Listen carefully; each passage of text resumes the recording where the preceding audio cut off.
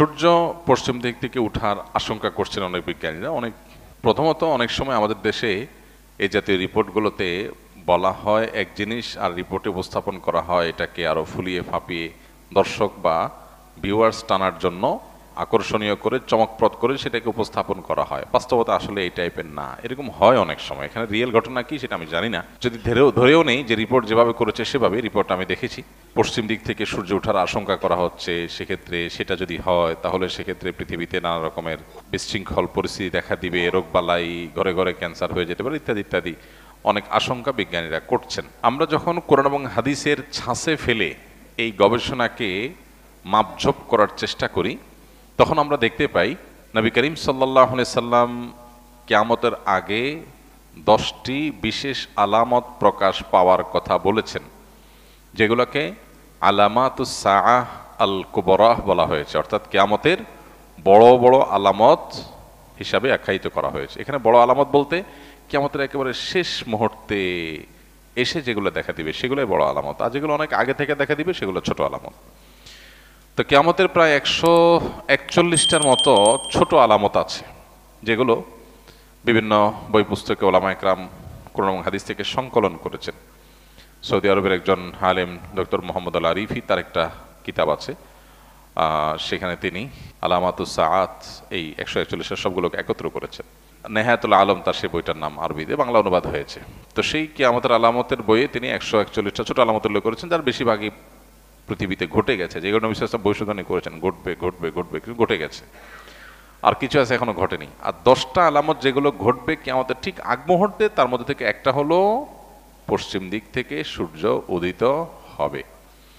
পশ্চিম দিক থেকে সূর্য উদিত হওয়ার এই আলামতটি দেখা দিবে কিয়ামতের আগের সব ছোট বড় আলামত প্রকাশের পরে, এরপর আর কিছু থাকবে না।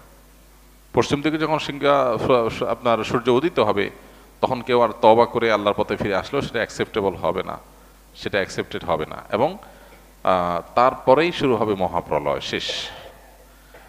এই যে তার আগে একটা দীর্ঘ রাত থাকবে, বিভিন্ন বিশুদ্ধ হাদিস দ্বারা, কোরআনের বিভিন্ন ভাষ্য দ্বারা কিয়ামতের পূর্বে যা যা ঘটবে সেগুলো প্রমাণিত।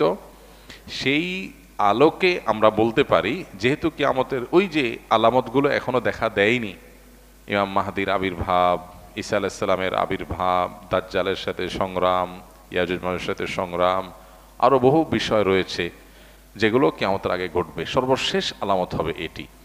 তো সেই ছাঁচের সাথে আমরা মিলাইলে দেখি যে এটা যদি ঘটেও, বিজ্ঞানীদের এই গবেষণা যদি সত্যও হয়, তাহলে কিয়ামতের আগে যে পশ্চিম দিকে সূর্য উদয় হওয়ার কথা হাদিসে বলা হয়েছে এটি সেটা নিশ্চয়ই না। অর্থাৎ এরপরেও পৃথিবী টিকবে, এই পশ্চিম দিকে সূর্য উদিত হওয়ার পর পৃথিবী ধ্বংস হয়ে যাবে এটা কোনোদিনই হবে না, যতক্ষণ পর্যন্ত হাদিসে ওই সমস্ত আলামতগুলো প্রকাশ না পাবে যেগুলোর পরে হাদিসে সতর্ক করা হয়েছে, ভবিষ্যদ্বাণী করা হয়েছে।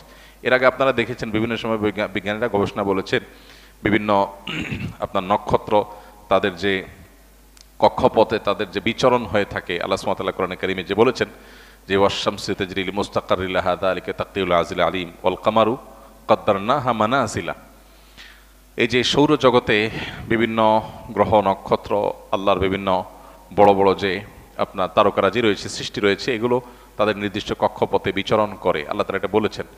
তো এই যে বিচরণ করবার কথা বলা হয়েছে কোরআনে, সেখানে কোনোটি বিভিন্ন সময় আপনারা শুনেছেন বিজ্ঞানীরা বলেছেন বিভিন্ন সময় যে কোনো একটা নক্ষত্র আরেকটা নক্ষত্রের সাথে সংঘর্ষ হওয়ার সম্ভাবনা আছে, তাতে পৃথিবী শেষ হয়ে যাবে।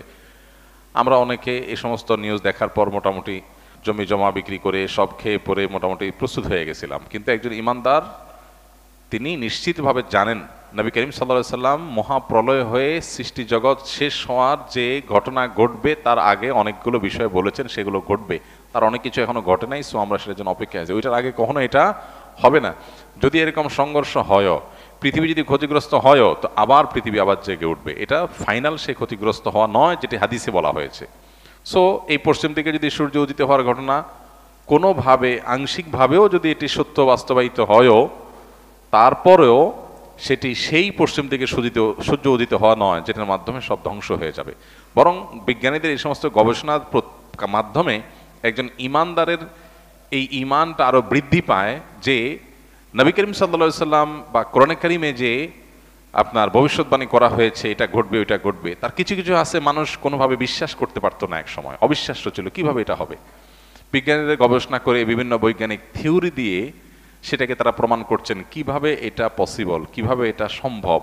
তাহলে যেটা আমাদের কাছে অসম্ভব মনে হতো, অনেকের কাছে অযৌক্তিক মনে হতো, অনেকের কাছে ইলজিক্যাল মনে হতো, বৈজ্ঞানিকদের গবেষণার মাধ্যমে সেটার সম্ভাব্যতা প্রমাণিত হওয়াটা, এটা আমাদের ইমানকে বাড়িয়ে দেয়। যে আল্লাহ এবং তার রাসূল সাল্লাল্লাহু আলাইহি সাল্লাম যা বলেছেন আমাদের বুঝে আসতো না এটা কিভাবে হবে, কিন্তু দেখলাম যে পরে বিজ্ঞানীরা বিভিন্ন গবেষণা দ্বারা এটা সম্ভাব্যতা প্রমাণ করেছেন। তখন আমরা আমাদের ইমানকে আরো বৃদ্ধি করি, আরো শানিত করি, যে আলহামদুলিল্লাহ আমরা না বুঝেও ইমান আনি। কিন্তু আমার না বুঝে ইমান আনার মানে এই না যে আমি যে বিষয়ের প্রতি ইমান এনেছি এটা ইলজিক্যাল, লজিকটা আমার জানা নেই, পরে আবিষ্কার হয়েছে, কিন্তু আল্লাহ যা বলেছেন তার চেয়ে বড় কোনো লজিক হতে পারে না, সেটা আমার এখন বুঝে আসুক আর না আসুক। এখান থেকে বড় ইমান আরো আমাদের বৃদ্ধি হয়। তবে এটা সেই ঘটনা অবশ্যই না যেটি হাদিসে বলা হয়েছে, কারণ তার আগে আর অনেক কিছু ঘটার কথা বলা হয়েছে।